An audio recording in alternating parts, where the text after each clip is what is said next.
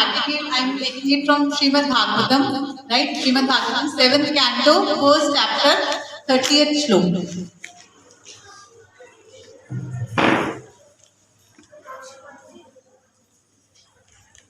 कामदाद्वेषु जास्तेहं यथा भक्तेषु ममना आवेशादहं हित्वं बहावस्तद्गतिं यदा। मीनिंग इसका, अनेकों अनेक व्यक्तित्वों ने अत्यंत एकत्र पूर्वक सहज भाव से भगवान श्री कृष्ण का चिंतन करते हैं तथा पाप पूर्ण कर्मों का त्याग करके मुक्ति प्राप्त की है। यह एकाग्र काम वासनाएं शत्रुतापूर्ण भावनाओं, भय, स्नेह या भक्ति के कारण। अब मैं यह बतलाऊंगा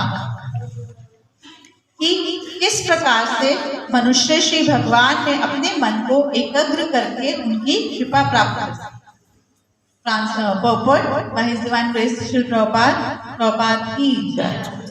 जैसा कि श्रीमद् भागवतम में वर्णन किया गया है, यदि कोई प्रामाणिक श्रोता भगवान श्री कृष्ण की गोपियों के साथ लीलाओं को सुनता है जो काम गुण से प्रतीत होती हैं, तो उसके हृदय की काम वासना विनष्ट हो जाएगी, जो बद्ध जीव के हृदय रोग का कारण है, और वह श्री भगवान का श्रेष्ठ भक्त बन जाएगा। यदि कोई भगवान श्री कृष्ण के साथ गोपियों के विषय आचरण के श्रवण मात्र से विषय वासनाओं से मुक्त हो जाता है, तो निश्चित रूप से गोपियां भगवान श्री कृष्ण के समीप जाकर ऐसी समस्त इच्छाओं से मुक्त हो गई। इस प्रकार शिशुपाल तथा अन्य व्यक्ति जो भगवान श्री कृष्ण से अत्यधिक ईर्ष्या करते थे और निरंतर उनका चिंतन करते थे, ईर्ष्या से मुक्त हो जाते हैं।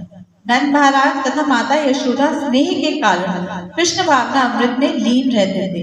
जब मन किसी न किसी तरह भगवान श्री कृष्ण में पूरी तरह लीन रहता है, तो भौतिक अंश तो तुरंत लुप्त हो जाता है और आध्यात्मिक अंश अर्थात भगवान श्री कृष्ण के प्रति आकर्षण प्रकट हो जाता है। इससे परोक्षत इस बात की पुष्टि होती है कि यदि कोई ईर्ष्यावेश ही सही भगवान श्री कृष्ण का चिंतन करता है, तो मात्र भगवान श्री कृष्ण का चिंतन करने के कारण वह अपने समस्त पापों से मुक्त हो जाता है और परम भगवान भक्त बन जाता है। इसके उदाहरण अगले श्लोकों में दिए गए। भागवतम का जो श्लोका है वो ये बता रहा है कि कैसे हम भगवान के बारे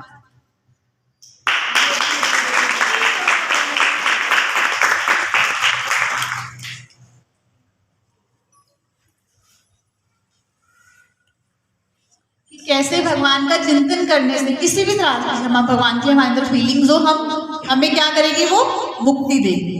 भागवतम के 6th कैंटो में आता है प्रसंग जब माता दिति थी। इंद्र क्या करा था, इंद्र ने जो माता दिति के गर्भ में उनके वॉम में जो एम्ब्रॉय था, जो बच्चा था, इंद्र ने क्या करा, उसके ना 7 पीसेस कर दिए और उस 7 पीसेस के भी ना 7 पीसेस कर दिए।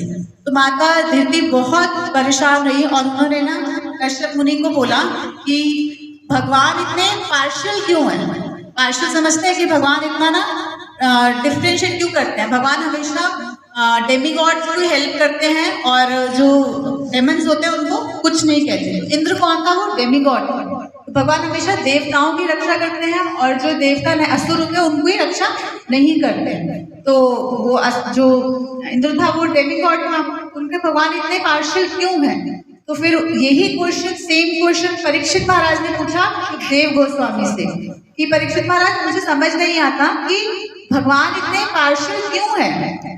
और फिर यही क्वेश्चन युधिष्ठिर महाराज ने पूछा किससे, नारद मुनि से। पर युधिष्ठिर महाराज ने क्या पूछा था, युधिष्ठिर महाराज ने पूछा था कि भगवान इतने इम्पार्शियल क्यों है। परीक्षित महाराज ने क्या पूछा था कि भगवान इतने पार्शियल क्यों है, और युधिष्ठिर महाराज ने क्या पूछा था कि भगवान इतने इम्पार्शियल क्यों है। तो युधिष्ठिर महाराज ने फिर उनको बताया, फिर पूरी एक स्टोरी हुई युधिष्ठिर महाराज के सामने की। फिर उनको पूरा आंसर क्या मिला कि जब युधिष्ठिर महाराज क्या कर रहे थे, जब राजसूय यज्ञ कर रहे थे, राजसूय यज्ञ करने के बाद क्या हो जाता, युधिष्ठिर महाराज क्या होते, पूरा जो भी इंडिया था, पूरा भारतवर्ष थे, उसके वो राजा हो जाते एक तरह से।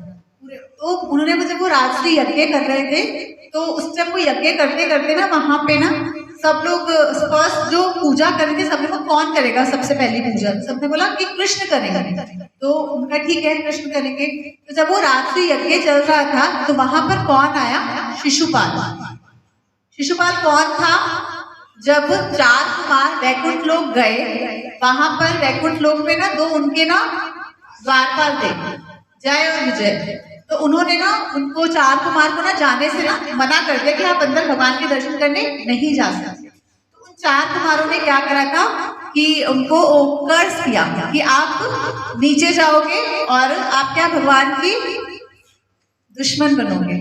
तो वो जो जय और विजय जो भगवान के द्वारपाल थे, वो जब वो नीचे आए यहाँ पे, तो वो क्या बने, वो रावण और कुंभकर्ण बने, हिरण्याक्ष और हिरण्यकश्यपु बने, और दत्तावेद और शिशुपाल बने, क्योंकि ये सारे क्या थे, भगवान के बहुत बड़े दुश्मन थे।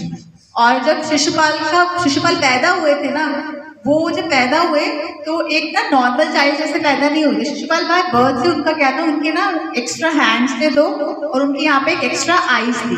तो जब वो पैदा हुए ना, तो ऊपर से ना एक भविष्यवाणी हुई कि वो बोल रहे थे कि जो आपका बच्चा है ना, ये सबसे अलग है और इसकी जो डेथ होगी ना, वो बहुत ग्लोरीफाइड होगी, बहुत प्रशंसनीय होगी जैसे इसकी डेथ होगी।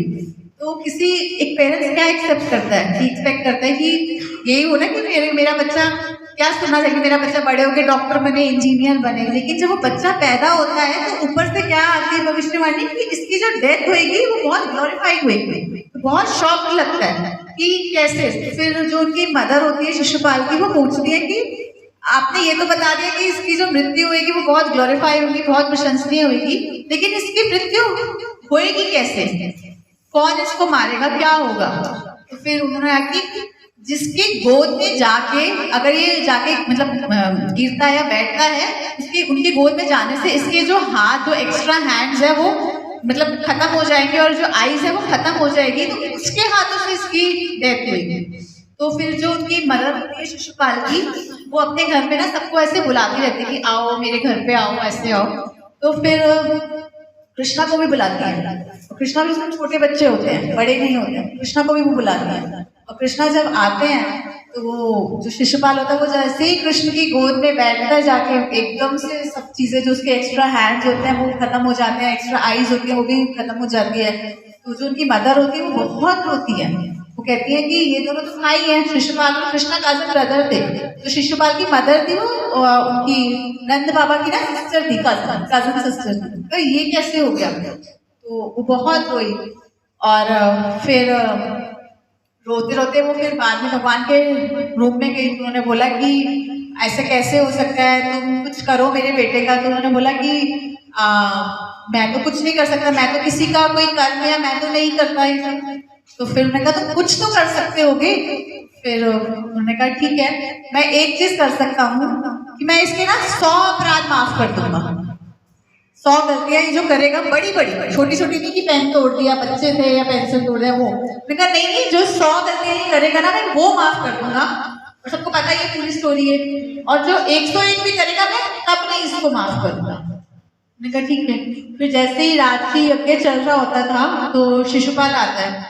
शिशुपाल आते हैं वहां पे, और शिशुपाल जब देखते हैं कि भगवान कृष्ण बैठे हुए हैं और सारे उनको ऐसे ऑफरिंग्स दे रहे हैं, उनको अच्छे से कर रहे हैं, तो वो बहुत उनको गुस्सा आता है। वैसे भी गुस्सा आ रहा होता है कि वो बहुत दूर से ट्रैवलिंग करके आते हैं, थक रहे होते हैं, और ऐसे ही वो भगवान को देख के उनका गुस्सा और उनके सर पे चढ़ जाता है।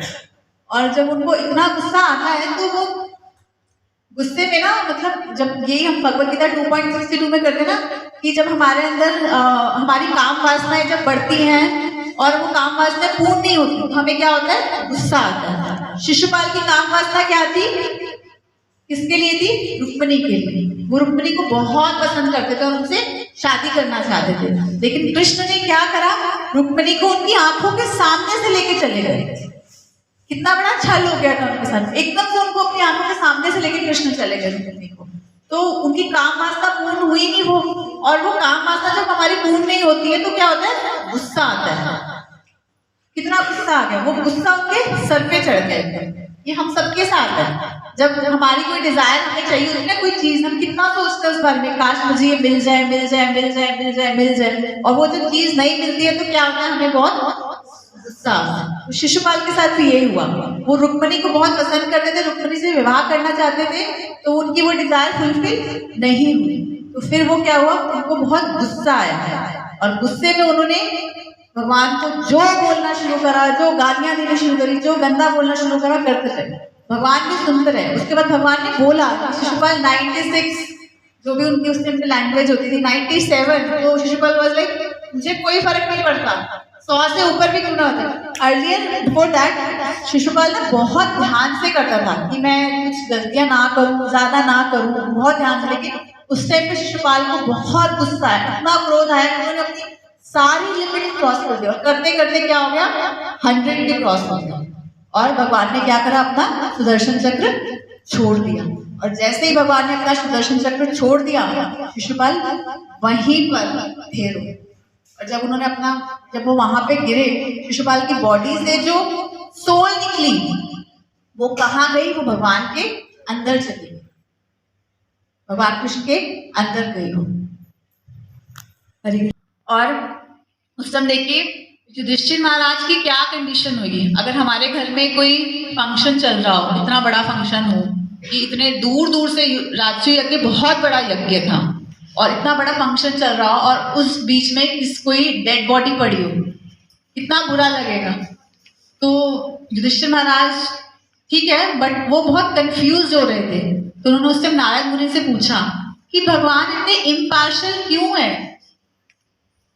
मतलब ये शिशुपाल, और उसने भगवान के लिए इतना बड़ा अपराध कर कि भगवान को उनके मुंह पर इतनी गालियां दी, इतना गंदा बोला, और अंत में भी उसको क्या मिली, भगवान से मुक्ति मिली।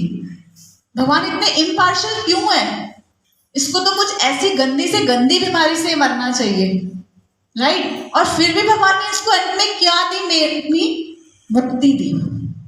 तो इसका क्या आंसर है, इस श्लोका में ही है कि बताते हैं कि अगर कोई भगवान का एकाग्र होकर अगर भगवान का कोई चिंतन करता है, वो चिंतन कर रहा था, बट वो किसके साथ चिंतन कर रहा था, एनवियसनेस के साथ। एनवी थी, जेलसी थी शिशुपाल के अंदर, और वो किसके लिए थी, सिर्फ कृष्ण की लिए। जेलसी हम सबके अंदर है। कोई ऐसा है जो कहता है मेरे अंदर जेलसी नहीं है, सबके अंदर है। हम लोग क्या हमारा कोई दूर का रिश्तेदार होगा या कोई नरेंद्र मोदी है, क्या हमारे को उससे जेलसी होएगी, नहीं। जेलसी हमें किसके साथ होती है, अपने साथ के पीयर्स के साथ, अपने साथ के जो फ्रेंड्स हैं उनके साथ जेलसी होती है, किसी दूर दराज के रिश्तेदार के साथ जेलसी नहीं होती है हमारे को। और कृष्ण और शिशुपाल क्या थे, कजन्स थे। तो शिशुपाल को किससे जेलसी थी, कृष्ण से। लेकिन सिर्फ उनको सिर्फ कृष्ण से जेलसी थी। हमारे अंदर भी जेलसी फैक्टर बहुत है, हमें भगवान से भी जेलसी, हमें भगवान से भी, सिर्फ भगवान से ही नहीं है। तो भगवान यहाँ पे क्या कह रहे हैं कि अगर सिर्फ एकाग्र होके आप किसी भी भाव से मेरी पूजा करोगे तो आप मेरे पास आओगे। तो वो एकाग्र होके क्या कर रहा था, भगवान से जेलसी कर रहे थे, सिर्फ कृष्ण से ही कर रहे थे। हम तो कृष्ण के साथ और 10 लोगों से भी करते हैं, भगवान आपसे तो है, इनसे भी है, इनसे भी है, इनसे भी है। तो ऐसा नहीं है कि अगर हम भगवान से जेलसी करेंगे तो हम भगवान के पास हैं। अगर एकाग्र चिंतन से करोगे तब। कंस के अंदर कितना डर था, वो भी एकाग्र होकर क्या करते थे, बस यही सोचते रहते थे। तो यहाँ पे क्या है कि हम भगवान को सिर्फ भगवान से ही, मतलब उनके साथ और 10 चीजें नहीं, अगर सिर्फ भगवान से ही कर रहे हैं ना, तब हमें कृष्ण की प्राप्ति होगी, अदरवाइज हमें नहीं मिलेंगे, राइट। और वहां पे अब पता चला कि वो इम्पार्शियल क्यों है, क्योंकि उसने एकाग्र मन से सिर्फ भगवान का ही सोचा था कि कब इनको मैं मारूं, कब, मतलब हर वक्त वो भगवान के बारे में ही सोचता रहता था, हर वक्त भगवान के बारे में ही सोचता रहता था। तो सोचिए कि Krishna is so lenient God कि बिल्कुल आसानी से हम उनको अप्रोच कर सकते हैं। तो हमें कुछ भी चाहिए। समटाइम्स डिवोटीज आस्क ना कि भगवान तो प्रेम देने के लिए, छोटी छोटी चीजों के लिए भगवान के पास जाने की क्या जरूरत है, डेमीगॉड्स के पास ही चले जाओ, है ना, छोटा छोटा कुछ भी मिल जाए। तुम्हारी कोई भी डिजायर्स है, हमें सिर्फ किनके पास जाना है, भगवान के पास जाना है। और जब थोड़ा और हम लोग पढ़ लिख लेते हैं तो क्या सोचते हैं कि भगवान के पास जाएंगे तो भगवान हमारे डिजायर्स को क्या कर देंगे, हमारे को प्योरीफाई कर देंगे और हम एंजॉय नहीं कर पाएंगे। हमारी कोई इच्छा है या हमें कुछ चाहिए तो हम क्या कहते हैं कि अगर भगवान के पास चले जाएंगे तो भगवान हमें प्योरीफाई कर देंगे और हम एंजॉय नहीं कर पाएंगे उस चीज को, ऐसा भी फील होता है ना। तो भगवान वो ही हमें देंगे जो हमारे लिए बेस्ट होगा। हमें लगेगा कि मैंने तो ये मांगा था, अरे भगवान ने ये दे दिया, मेरे किस काम का। लेकिन कृष्णा नोज बेटर कि हमारे लिए क्या अच्छा है। हिरण्यकशिपु ने क्या किया था, भगवान की बहुत तपस्या करी थी। कितनी तपस्या भगवान की नहीं करी थी, ब्रह्मा जी के लिए, ब्रह्मा जी के लिए। और उसने क्या मांगा, इतनी तपस्या करके उसने क्या मांगा कि क्या, क्यों उसने तपस्या करी कि वो कभी मरे ना और अपने बेटे को मार दे, प्रहलाद को वो मार दे। तो इतनी तपस्या करने के बाद भी कुछ प्योरिफिकेशन हुआ हिरण्यकशिपु का? नहीं हुआ। और कौन थे? रावण। रावण ने कितनी, शिवजी जी की कितनी तपस्या करी थी, मतलब अपना सर तक काट के अग्नि में दे दिया था। उसके बाद क्या रावण का कुछ प्योरिफिकेशन हुआ? एंड में उसने इतनी तपस्या करने के बाद क्या किया, भगवान की ही पत्नी को उठा लिया, उन्हीं का किडनैप कर लिया। क्या फायदा हुआ इतनी तपस्या करने का? एंड में क्या हुआ? कुछ भी नहीं हुआ। वहां ध्रुव महाराज थे। ध्रुव महाराज ने क्या करी, जंगल में गए। जाते टाइम उनका क्या मोटिव था कि मुझे अपने पिता की गोद में बैठना है, मुझे बड़ा आदमी बनना है अपने पिता जैसा। लेकिन जब उन्होंने तपस्या करी, भगवान के दर्शन करे, तो क्या हो गया, वो उनकी जो डिजायर थी वो खत्म हो गई, प्योरीफाई हो गए। हमारी बड़ी डिजायर भी क्यों ना हो, छोटी डिजायर भी क्यों ना हो, हमें सिर्फ किसके पास आना है? भगवान के पास आना है, कृष्ण के पास आना है, राइट। तो हमें क्या करना है, हमें सिर्फ कृष्ण के पास जाना है। कृष्ण हमारी सारी डिजायर्स पूरी, कृष्ण हमारे प्योरीफाई करेंगे हमारे को, जो हमारे लिए अच्छा होगा, हमारी डिजायर्स को खत्म करेंगे। अगर हम अपनी डिजायर्स को फुलफिल करवा देना, ये कर दो डेमिगॉड से वो कर दो, हम भी कहीं ना कहीं छोटे हिरण्यकशिपु बन जाएंगे, राइट। तो हमारी कोई भी डिजायर हो, हमें किसके पास जाना है? कृष्ण के पास जाना है। एक बार एक भक्त थे, वो ब्राजील से आए थे, तो उनके फादर ने उनको ना भगवत गीता दी। तो उन्होंने बोला, अरे ये तो बहुत अच्छी बुक है, मैं एक काम करता हूँ, इस भगवत गीता में से ना कोई एक श्लोका उठा के ना अपने यहाँ पे पॉलिश करवाता है, मैं टैटू बनवा लेता हूँ, और मैं जब जाऊंगा तो दिखाऊंगा अपने फ्रेंड्स को, और इतना कूल डूड लगूंगा मैं कि देखो ये तो बड़ी अलग की लैंग्वेज में लिखवा के आए हैं। तो फिर उस डिवोटी ने अपने फादर से पूछा, कहते बट मुझे इसमें से बताओ सबसे बेस्ट श्लोका कौन, सबसे इंपॉर्टेंट और सबसे अच्छा श्लोक है, मैं वो लिखवाऊंगा। उसके फादर कहते ये तो मुझे भी नहीं पता, मुझे भी किसी ने, मैं भी लेके आया हूँ भगवत गीता, मुझे क्या पता। तो जो व्यक्ति था उसने पूरी भगवत गीता पढ़ ली, 700 श्लोकास पढ़े ये देखने के लिए कि सबसे अच्छा श्लोका कौन सा है, और मैं सिर्फ वही श्लोका अपने यहाँ पे क्या करूंगा, लिखवाऊंगा, बाकी कोई श्लोका नहीं लिखवाऊंगा। और उस तक पूरी भगवत गीता पढ़ ली, और अंत में क्या हुआ, वो भगवान के भक्त बने।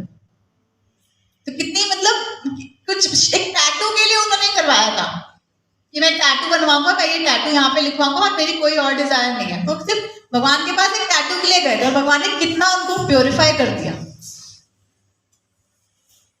वी कैन अप्रोच कृष्णा, मतलब ये बहुत इंपॉर्टेंट चीज है। अब मैं तभी इस पे बार बार स्ट्रेस कर रही हूँ कि हमारे पास कुछ भी फीलिंग हो, कोई भी डिजायर हो, हमें किसके पास जाना है? भगवान के पास जाना है। इवन हम लोग, हमारे अंदर एनवीनेस क्यों ना, अगर सिर्फ भगवान के लिए होगी ना तब हमारा प्योरिफिकेशन होगा। भगवान के लिए नहीं है, 10 लोगों के लिए और है साथ में, तब नहीं होगा। तो यहाँ पे कितना अच्छा है कि यह एकाग्र काम वासनाएं, काम वासनाएं किसकी थी? भगवान के लिए। कुब्जा, जब भगवान गए थे मथुरा में, तो कुब्जा आई थी ना। कुब्जा कैसी थी? पीछे हंचबैक था और बिल्कुल भी सुंदर नहीं थी। वो उसने कहा भगवान मैं आपका संग करना चाहती हूँ। उस भगवान को बहुत सुगंधित सा चंदन दिया। तो फिर भगवान ने क्या करा, भगवान ने उनके साथ गए, उनके घर में बैठे, और वो बाद में कितनी सुंदर बन रही थी, राइट। और किसका है? शत्रुतापूर्ण भावनाएं। कौन थे जो भगवान को अपना दुश्मन समझते थे?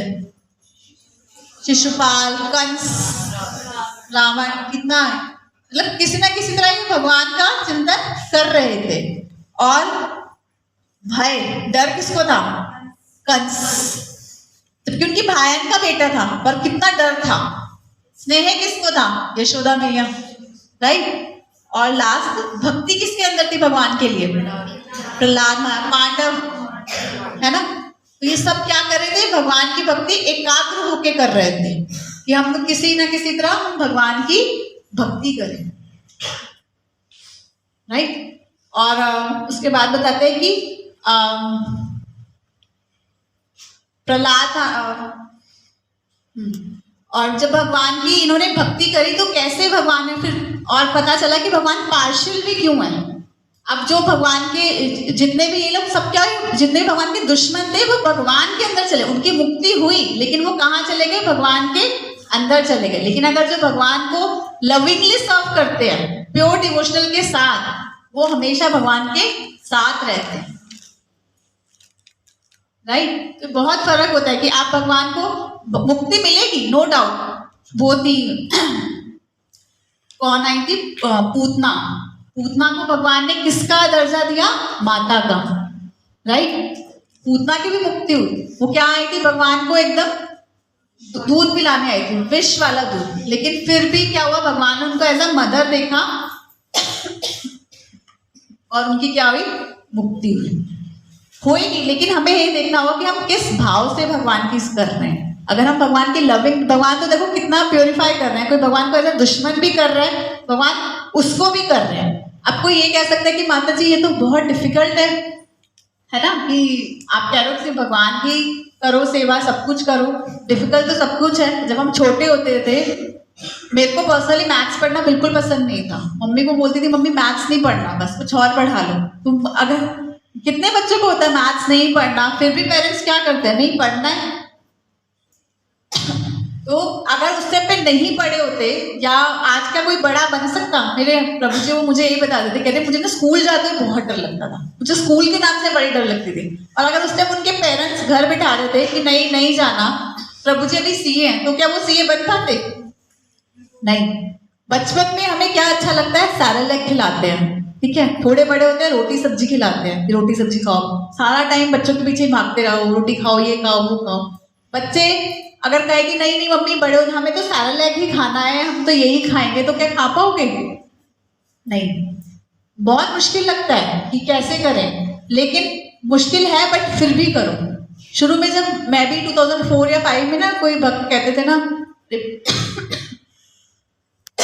आओ ये करो, बहुत मुश्किल लगता था कि एक संडे तो मिलता है, कैसे हम भागवतम में चले जाएं, कीर्तन में चले जाएं, क्यों जाएं, ठीक है। जैसे जैसे आ जाते थे, भगवान का जप करना भी बड़ा मुश्किल लगता था, लेकिन somehow लगे रहते थे कि कोई नहीं, हमें करना है। अब आफ्टर 20 years, अब सच में वो जो चीजें पहले मुश्किल लगती थी ना, अब वो बिल्कुल भी नहीं लगती।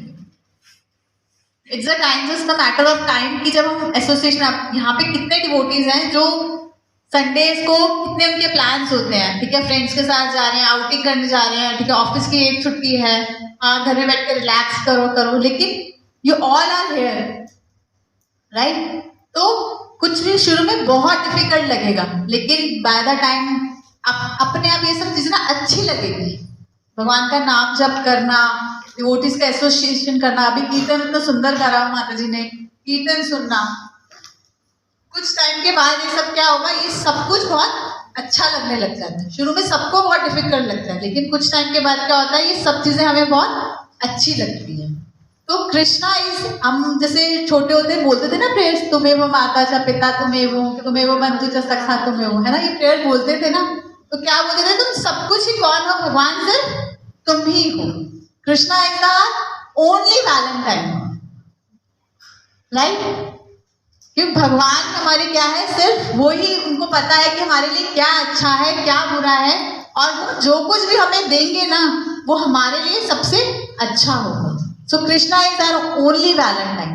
कोई और हमारा वैलेंटाइन हो ही नहीं सकता भगवान के अलावा, क्योंकि वो ही हमें सबसे ज्यादा क्या करते हैं, प्यार करते हैं।